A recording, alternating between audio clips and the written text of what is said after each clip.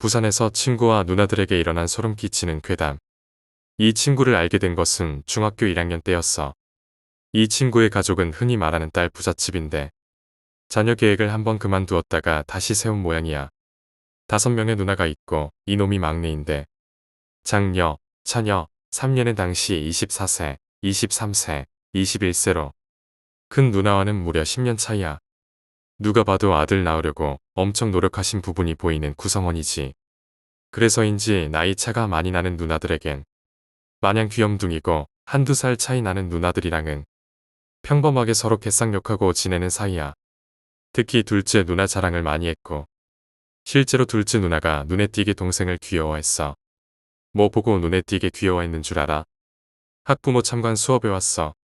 나이가 좀 많아 보이시는 어르신 두 분이랑 누가 봐도 20대 초반인 여자가 왔는데 그분들이 이 친구의 부모님이시고 둘째 누나야.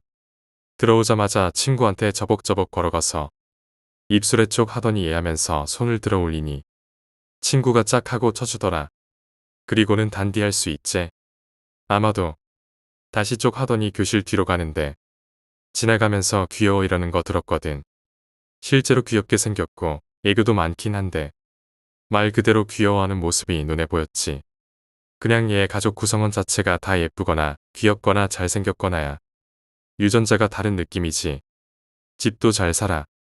그냥 전화해서 누나 나 3만원 필요해 이러고 은행 가면 10만원이나 5만원 들어와 있어. 그런 의도로 친해진 게 아니라 정말 얼떨결에 친해졌어. 우리 형은 흔히 말하는 호구야. 부산 서면 지하상가에선 원래 집값 팔고 싶은 가격보다 높게 불렀다가 깎아주는 척하면서 파는데 형은 자꾸 그 높게 부른 가격으로 사와서 옷 살 때면 그냥 아예 내가 따라갔어. 형한테 내가 흥정해서 깎은 값의 반은 형이 가지고 반은 내게 넘기라니까 멀거니 서 있다가 그러지 뭐 이랬거든. 실제로 정확히 반띵해줬었어. 그날도 서면 지하상가에서 형 운동할 때 입을 트레이닝복이랑 운동화, 트렁크 팬츠 사서 여윳돈으로 뭘 할까 둘이 궁리하다가 7시 다 되어가니까 3시 봉이 나갈까 해서 가던 중이었어. 누구든 다 뚫리는 전설의 술집이야. 어느 정도냐면 미성년자에게 팔다가 영업 정지당하니까 철문엔 며칠간 영업 종료라고 적혀있지만 계단엔 이어폰 낀 아저씨가 있었어. 그 아저씨가 손으로 소주 마시는 제스처를 취하면 끄덕끄덕하면 문을 열어주고 다시 잠가. 경찰 오면 그냥 담배 피면서 누구 기다리는 척하는 모양이고 지금 20대 후반이고 서면에서 놀았던 부산 사람이라면 세시봉은 다 기억할걸. 워낙에 잘 뚫려서 중1인 나랑 중3인 형도 별 생각 없이 세시봉 이럴 정도였으니까. 그래서 가는데 골목에서 누가 처맞고 있길래 대충 보니 그 친구였어. 딱 봐도 빙 뜯기는 중이라 저 새끼 왜 또 처맞고 있어 라고 내가 말하니까 형이 짐을 나에게 떠밀더니 가서 정리해줬거든. 형이 운동을 오래 했어. 내가 어릴 때 워낙 골골대서 아버지가 동생 지켜주라고 8살 때부터 복싱이랑 유도 보냈으니 당시엔 8년 차였어. 그러다 보니 우리 동네에선 좀 유명했어. 워낙에 잘근잘근 밟는 데다가 일단 처음 쳐맞는 새끼는 9할의 확률로 기절하기도 하고 복싱한 놈이 맨주먹으로 아구창 날리고 시작하거든. 오죽했으면 별명이 기장 악기였는데 기장은 기장군에서 이사 온 거라서 붙은 거야. 다른 별명으로는 동생 플러스 보디가드에서 동디가드였어. 내가 맞으면 복수하러 와서 때려줬었어.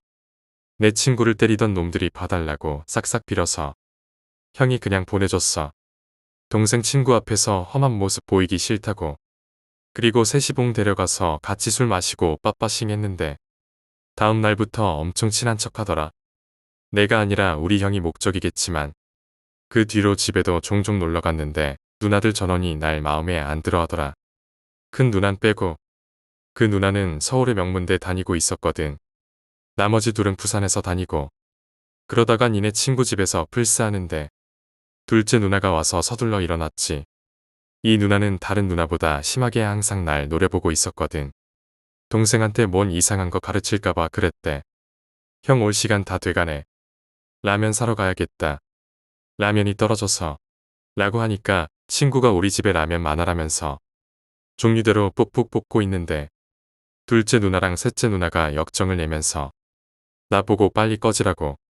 네가 왜 우리 라면 가져가냐고 하는 거야. 내가 달라고 안 했는데 말이야.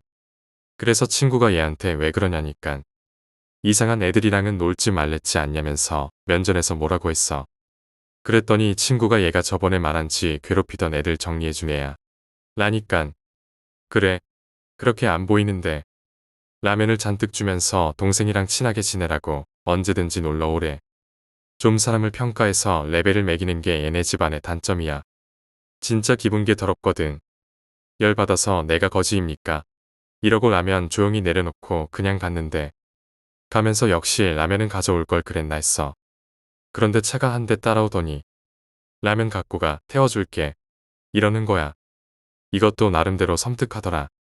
진짜 인상 팍 찌그러질 만큼 섬뜩해. 생각해봐. 한 6개월간 마주치면 무시하다가 집에 놀러 가면 노골적으로 싫어하는 기색을 보이고 무시하면서 단 한 번도 웃어주지 않던 사람들이 동생 괴롭히던 애들한테서 지켜줬다. 이 소리를 듣자마자 환하게 웃으면서 동생이랑 친하게 지내라. 동생 잘 부탁한다. 용돈 필요하면 말해라. 하는 것도 나로선 상식 밖의 일이잖아. 차 끌고 따라와서 계속 동생 친구로 묶어두려고 하는 건데 솔직히 무섭다기보다는 혐오스럽더라. 그래서 집에 들어오고 나서도 기분이 많이 안 좋았어. 나에게 점수를 매겨놨는데 기준 이해했다는 소리니깐 화나고 왜 내가 모르는 사람에게 평가를 받아야 하지 싶어서도 화가 났지. 이제는 친하게 지내라는 건 점수가 기준을 넘었다는 거지만 그나마도 내 점수가 아니라 형이 올린 점수라서 황당하기도 하고 가장 열이 받았던 건 본인들은 모르는 사실이겠지만 내 형에게 함부로 점수를 매긴 셈이라는 게 제일 화가 났어. 근데 형이 그 얘기를 듣고 그러더라. 자기라도 내가 친구처럼 부실하고 남들에게 잘 의지하는 놈이라면 친구 관리 들어간다고. 그러더니 한참 생각하다가 봐라, 니는 걔 얘기한 적 없는데 내가 방금 부실하다, 의지한다라고 말하지 않았느냐. 나도 모르게 사람 평가하는 거고 누구나 다 그렇다. 너라고 아닌 거 같냐. 너 친구 골라 사귀지 않느냐. 그것도 사람을 멋대로 평가하는 거고. 니랑 2살 차이 나는 나도 이러는데 8살 차이 나는 누나들은 오죽하겠냐. 어디 해탈한 스님이냥 헛소리하지 말고 라면은 왜 안 받아왔냐. 돈 아깝게. 라고 형이 말했어. 진지하게 듣다가 존나 진지한 표정으로 잔뜩 줬다는 라면 안 받아왔다고. 섭섭해하는데 나도 모르게 빵 터지더라. 그래서 생각해보니 사실이잖아. 첫 인상이 모든 걸 결정한다. 라는 말도 있고 그래서 그러려니 했어. 누나들이랑은 사이좋게 지내진 않았지만 예의 바르게 굴었지. 여름방학에 놀러가니깐 친구가 없고 16살, 15살 누나들만 있더라고. 내가 친구 어딨냐니까 욕을 바가지로 하는 거야. 그런데 그 이유가 친구가 일본 여행을 갔는데 누나들이 이 누나들은 안 데려간 거야. 안 그래도 차별 좀 하는 것 같다고 생각했는데 이 정도일 줄은 몰랐지. 내가 욕 들을 일은 아니잖아. 그래서 그냥 벙쪄 있는데 안방에서 큰 누나가 나왔어. 예쁘긴 한데 머리도 보이시하고 상의는 박스티, 하의는 딱 붙는 트레이닝복이라 좀 위화감이 들더라. 날 빤히 쳐다보더니 큰 누나구나. 저 누난 형이 동생 구해준 거 모르니까 또 나한테 막대하겠지. 지금은 점수 매기는 중이고 라고 생각했어. 그런데 조용한 목소리로 애들아, 동생 친구한테 무슨 말을 그렇게 하니? 라고 사근사근하게 서울말로 말했어. 그 다음 말이 반전이었어. 아가리 뜯어버리기 전에 안 닥치니 언니 아마 돌 것 같거든. 사근사근하게 말하는 거야. 얘, 집 이상해. 진짜 아가리 닥치고 미안해 언니. 이러니까 큰언니가 미안해. 라고 다시 물으니 미안해요. 언니. 봐주세요. 이러더라고. 큰 누나답게 차별을 제일 많이 하는구나 싶었는데 어서 들어와. 라고 했어. 날도 더운데 들어오라길래 들어갔지. 빌려간 플스랑 CD를 다시 가져가려 했는데 진짜 덥고 귀찮아서 놔두고 가려는데 냉국수 먹을 건데 먹고 가. 냉면 말고 냉국수 맛있어. 국수 좋아해. 바쁜가? 그럼 아이스크림 줄 테니 먹으면서 갈래? 라는 거야. 금방 전까지 욕하던 누나들이랑 사근사근하게 난폭한 큰 누나랑 밥 먹긴 싫어서 아이스크림을 선택했는데 바쁘구나. 안 바쁠 때 또 놀러와. 라면서 아이스크림을 꺼내는데 하겐다즈더라. 그 커다란 거 8,000원인가 했었는데 지금은 10,000원 넘나? 그거 받느니 그냥 국수 먹어야지 싶어서. 역시 국수 먹는 게 좋겠다고 했어. 빈속에 아이스크림 먹으면 탈 난다고 하니까. 다시 넣더라. 근데 국수가 자기 거랑 내 것뿐이야. 기다리라면서 다소곳하게 삶은 계란을 깠어. 사내 새끼라 그런지 가슴 진짜 크다 하고 보고 있는데 날 빤히 보길래 어머 좆됐다 싶어서 어색하게 웃었어. 그러더니 쟤들은 냉국수 먹으면 안 돼. 성장기라서 자궁에 안 좋거든. 계란 다 까니까 조금만 기다려. 빈속에 먹으면 안 좋으니까 먹고 국수 먹어. 알았지? 대충 이런 말을 하더라. 맞으라 그런가 똑 부러지는구나 하고 생각했어. 계란 쳐먹고 국수 먹는데 개꿀 맛이야. 동치미 국물 자체가 맛있더라. 그리고 고명으로 얹은 열무도 맛있어. 그래서 이거 어디서 샀냐고 물어보니까 자기가 만들었다면서 뿌듯해하더라. 알고 싶은 게 참 많아서 말도 참 많던 둘째랑 셋째 누나와는 달리 큰 누나는 물어본 건 달랑 맛있냐? 정도랑 이름이 뭐냐? 막내랑 친하냐? 정도밖에 안 물었어. 그래서 솔직히 그렇게까지 친하지 않다고 했고 이제 집에 가봐야 한다고 말하니까 그렇겠지. 방학이니까 놀아야지 하면서 하겐다즈를 주더라. 그것도 따까리를 뜯어서 제사밥도 아니고 밥 숟가락을 중앙에 푹 꽂아줬어. 날이 더워서 먹으면서 가라고 하더라. 그리고 종종 놀러오래. 궁금한 게 많다고. 그래서 네, 그럴게요. 라고 하니까 그럼 내일 11시에 보자. 일방적으로 약속을 잡더니 문을 닫아버리더라. 좀 많이 특이한 누나구나 싶어서 집에 가는데 진짜 덥긴 더워서 하겐다즈 퍼먹으면서 갔어. 가는 길에 형 만나서 형한테 뺏겼어. 사근사근해도 빡치면 무서울 게 거의 분명한데 안 갔다가 나중에 마주치면 처맞을지도 모르잖아. 응 그래. 사실 가슴 크고 예쁜 누나. 가슴 윤곽이라도 보려는 탐욕스러운 마음으로 간 거 맞아. 성장기엔 다 그런 거야. 11시 10분쯤에 초인종 누르니까 문 열어줬는데 16살짜리 누나더라. 나보고 왜 이리 늦게 왔냐고 욕을 아주 조용히 하길래 10분 가지고 지랄하네 했는데 거실 들어가자마자 왜 욕한지 알겠더라. 그 빌어먹을 하겐다즈 2개. 제사밥처럼 밥 숟가락 꽂은 채 무표정으로 앉아있는데 빡쳤다는 게 그냥 한 번에 알겠더라. 버스가 막혀서 늦었어요. 라고 묻지도 않은 변명하고 있으니까 앉으래. 날이 더워서 하겐다즈 사놨다고. 좋아하는 것 같길래 똑같은 맛으로 샀대. 진짜 길거리에서 먹으면서 갈 줄은 몰랐거든. 장난친 건데 거지도 아니고 길에서 먹으면서 가는 거면 좋아한다는 거잖아. 그래서 준비했어. 앉아. 이러는데 처음 앉아 할 때랑 톤이 다르더라. 확실하게 명령조였어. 그거 보고 있었나 싶어서 앉으니까. 막둥이가 사고는 안 치느냐. 수업 태도는 어떠냐. 너랑은 어느 정도 친하고 제일 친한 친구랑은 어느 정도 친하냐. 제일 친한 친구는 누구고 믿을 만한 아이냐. 여자친구는 있느냐.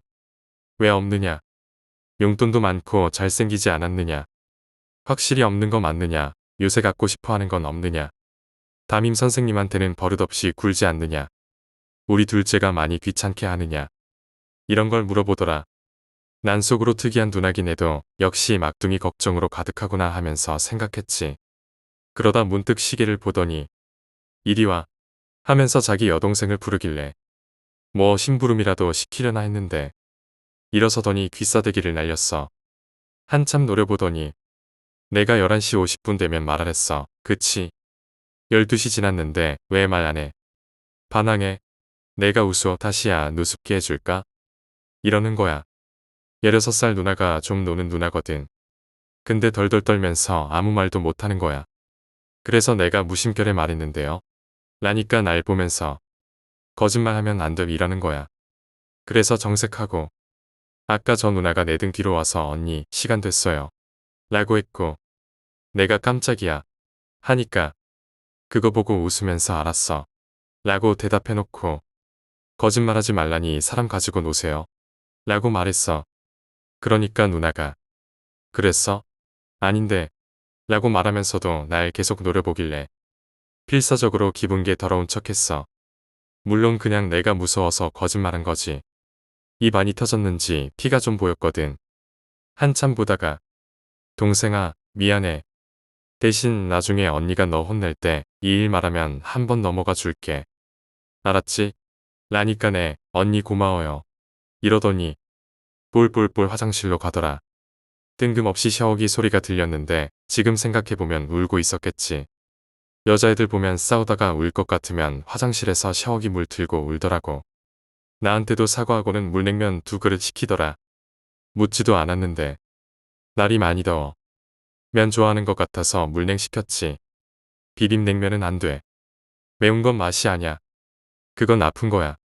그건 미각이 아니라 통각이 느끼는 거야. 그러니까 매운 음식은 먹으면 안 돼. 그래서 여기서만 시킨다. 여기는 다대기를 따로 담아오거든. 누나가 안 싱겁게 해줄 테니까 걱정 마. 라면서 웃더라. 미희는 뭘 해도 용서가 된다는 게 이해가 조금 되더라. 웃으니까 훨씬 이뻐. 냉면 오니까 냉장고에서 젤리 같은 걸 잘 나오던데. 넣으니까 금방 녹더라.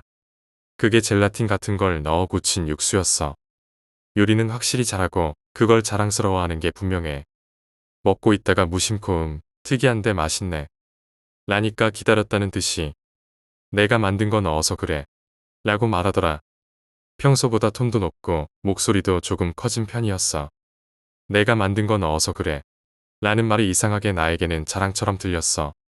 이렇게 특이한 성격에 매우 엄하고 무서운 사람이 내 친구의 큰 누나야. 우리 형에게 이 누나에 대해서 이야기해도 잘 이해하지 못하길래 독재자 같은 성격이야. 라고 했더니 형이 그러더라. 남매 수가 많고 맞이다 보면 그럴 수도 있지. 특히 여동생들이 많잖아. 듣고 보니 유난히 엄한 게 그런 이유일 수도 있겠구나 싶었어. 차별도 아마 제일 심하겠지 싶었고. 근데 형한테는 물었지. 남중인 형이 그걸 어떻게 알아? 형 혹시 이상한 오해하지 마라. 형은 불행하게도 그런 애들 안 건드린다. 그래, 안 건드리겠지. 근데 남자친구랑 형 중에 누가 여자 역할이야? 남중인데 그런 걸 어떻게 알아? 라고 물었다가 형한테 맞았어. 아는 게 많고 특이하고 독재자 같은 큰 누나는 상당히 안타깝기도 하고 무섭기도 한 사연을 가진 사람이야. 상황 설명을 하다 보니 서론만으로도 이야기가 길어졌네. 특이한 성격의 독재자 같은 큰 누나랑은 그래도 꽤 친해졌어. 플스를 다시 빌려가야 했거든. 형이 만화랑 게임을 좋아하는 편인데 내가 게임할 땐 관심도 없더니 페르소나라는 게임 이야기 듣더니 몹시 하고 싶어 하더라. 이게 1업판이라 하다가 때려친 건데 형은 일본어를 꽤 잘해. 싸움도 잘하고 성적도 나쁘진 않지만 일본어까지 잘하는 이유는 형의 당시 장래 희망이 일러스트레이터였고 아직도 만화가의 꿈을 못 버린 상태였어. 출판 만화라면 일본에서 내는 수밖에 없고 일러스트레이터도 일본 쪽이 좀 더 대우가 좋다고 하면서 짬짬이 일본어를 공부했거든. 그래서 일본 영화를 무자막으로 볼 수준이 됐어. 수십 장이나 되는 게임 중에 페르소나가 있는 줄 몰랐는데 형이 그걸 듣고 왜 안 말했냐? 고 징징댔거든. 내 소중한 자금책이기도 한 형을 위해서 갖다 준 걸 다시 빌리러 가했어. 그런데 큰 누나가 못 빌려가게 하더라고. 내 물건이면 몰라도 동생 물건이니까. 허락은 동생에게 받아야 하는 게 맞지 않느냐라는. 납득은 가지만 조금 짜증나는 이유였지. 왜 짜증나냐면 알고 싶은 게 많고 말도 참 많던 두셋째 누나와 마찬가지로 호기심을 나를 통해 풀고 있었거든. 잡혀서 최소 1시간 질문 공세에 시달리는데 중복되는 질문도 많았어. 짜증 나지 않겠어? 하루 이틀도 아니고. 무엇보다 친구가 언제 오냐는 질문에는 잘 모르겠다. 자기한테 말 안 하고 갔는데 어떻게 혼낼지 나한테 물어본다. 이러면서 상담을 요구하기도 하는데 그게 더 소름이 끼치더라. 누나가 세운 첫 번째 계획은 걔들이 찍은 사진이랑 기념품을 모두 불태운다. 물질적인 추억을 전부 불태우겠다는 거였어. 이 계획을 들었을 때 난 진짜 기가 막혔어. 혼을 내면 냈지 그럴 필요까지는 없다고 생각했거든. 그래서 그 계획을 바꾸도록 이런저런 이야기를 나눴어. 결국 내가 설득해서 퉁치기로 했어. 누나도 결국 착한 동생 하나 얻은 셈이니 말이야. 그래서 퉁치기로 했는데 큰 누나는 쉽게 고집을 굽히지 않았어. 끝까지 자신의 계획대로 하고 싶어 했지. 결국 내가 그러면 삭발까지 하자. 누나도 머리 다 밀어버리면 그게 공평하지 않냐? 라고 말했더니 좋은 생각이라며 기뻐하더라. 그때 진심으로 내가 잘못된 제안을 했다는 걸 깨달았어. 근데 왜 갑자기 존댓말을 쓰냐고 물으니 내 친구가 방학 동안 얻은 게 있으면 잃은 것도 있어야 공평하잖아. 라면서 나랑 상종도 안 할 생각이냐고 물어봤어. 나는 그럼 누나와는 상종도 안 할 생각이다. 라고 했더니 잔인한 성격이라며 비난했지. 그러고는 자기 성격 고쳐야 한다며 중얼거렸어. 나는 그때쯤 기분이 진짜 나빴지. 하지만 뭐 그래도 이걸로 친구에게 나름 수고비를 받아낼 수 있다고 생각했어. 얘는 고마우면 꼭 돈을 줘. 요구하지 않아도 지가 고마운 만큼 알아서 주니까. 얼마 정도 받을까 기대했지. 그런데 이 새끼랑 다시 만난 건 결국 계약일이었어. 방학 내내 일본에 처박혀 있던 게 아니었어. 한국에서도 여기저기 놀러 다녔대. 일본에는 딱 기주 있었고 나한테 목검 하나 줬어. 검도 할 때 쓰는 게 아니라 그냥 나무로 된 검이었지. 난 별로 마음에 들지 않았는데 형이 존나 마음에 들어 하더라. 그래서 형에게 줘버렸어. 그리고 친구한테 큰 누나 카리스마 장난 아니더라고. 나랑 친해졌다고 하니까 친구 표정이 안 좋았어. 처음엔 질투 하나 했는데 그게 아니었어. 친구도 누나에 대해 정확히는 잘 모르지만 대충 알기로는 누나가 신기가 있다는 거야. 근데 그 신기가 타고난 게 아니라 재수없게 붙은 신기라고 했어. 그게 어머니 때문이라더라. 친구 어머니가 실수로 큰 누나에게 신기를 붙게 한 거래. 원래 무당의 장례식에는 어린 여자아이를 데려가면 안 된다는 속설이 있어. 근데 친구 어머니가 그걸 무시하고 큰 누나를 병약한 상태로 무당 장례식에 데려갔대. 무당이 흉사하게 죽었는데 그 장례에 가서 그 무당의 신기가 큰 누나한테 붙은 거야. 그때부터 누나는 신기를 가지게 됐고 귀신을 보는 능력도 생겼다고 했어. 근데 이 신기가 단순히 나쁜 것만은 아니었어. 병약했던 누나가 점점 건강해지더니 무당의 힘으로 다른 귀신들도 쫓아낼 수 있는 능력을 가지게 된 거지. 근데 이게 또 누나 성격에도 영향을 미친 것 같아. 누나가 점점 이상한 행동을 보이기 시작했거든. 처음엔 제사를 지낼 때 갑자기 웃으면서 고생한 보람이 있다야. 오셨다고 해야 하나? 이러는 거야.